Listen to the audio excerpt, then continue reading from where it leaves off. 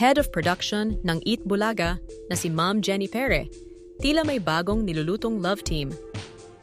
Mahigit isang dekada na nga po ang nakalipas nang sa hindi inaasahang pagkakataon ay nabuo sa Eat Bulaga ang phenomenal love team nila Maine Mendoza at Alden Richards o Aldab, na talaga namang kinakikiligan tuwing tanghalian, tinutukan at inabangan ng karamihan, pinag-usapan hindi lang dito sa Pinas, kundi maging sa ibang bansa, at talagang nag-iwan ng marka sa kasaysayan ng Philippine television. Bukod nga sa mga pangunahing karakter na Aldab at ang tatlong lola, isa rin sa dahilan ng pagiging successful ng kalyeserye ay ang mga taong nasa likod nito. Isa na nga dyan si Ma'am Jenny Pere, ang overall in charge sa production ng Eat Bulaga. At makalipas nga ang 10 taon, tila yata gusto muli ni Ma'am Jenny Pere na magkaroon ng love team sa Eat Bulaga na talagang magpapakilig at aabangan ng mga manonood tulad ng Aldab.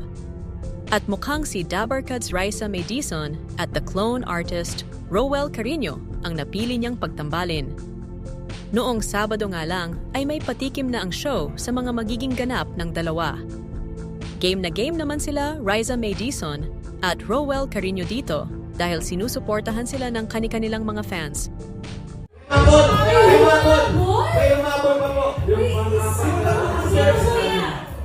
tatlong pesa. Ito, surprise ka. Baka mabigla kayo lahat. Hindi rin namin inaasahan. Sila pala. Ito po sila. Pasok!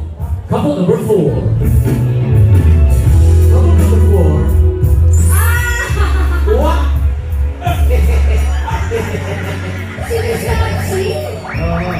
Si Maxi. Matsi. Matsi! Ano na? Ano si Matsi? Matsi! Dito po kayo. Hi! Sana lagi ko naman ako. Ano mo na? Ngayon. I-clear muna natin sa technical committee. Pwede po ba sila maglaro? Kasi yung combined age, may limit po ba? Yung age, okay. Yung height, ang hindi. Hi! Gano'n na kayo kayo dalawa? Gano'n katagal na kayo?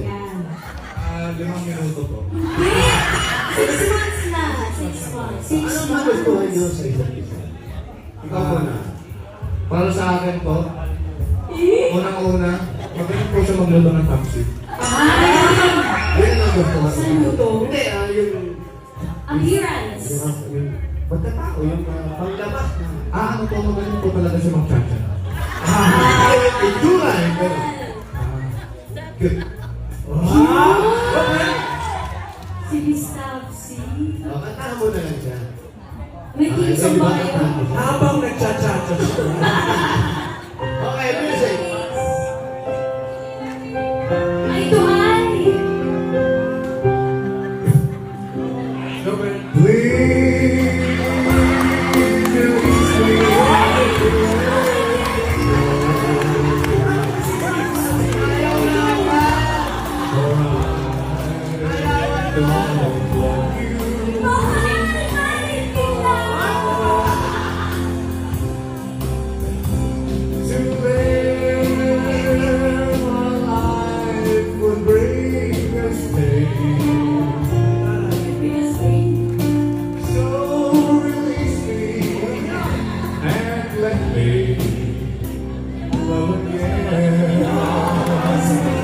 So sweet.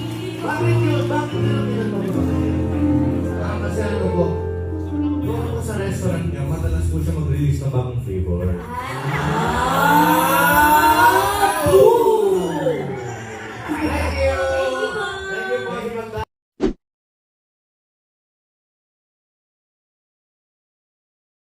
Thank you! Thank you po.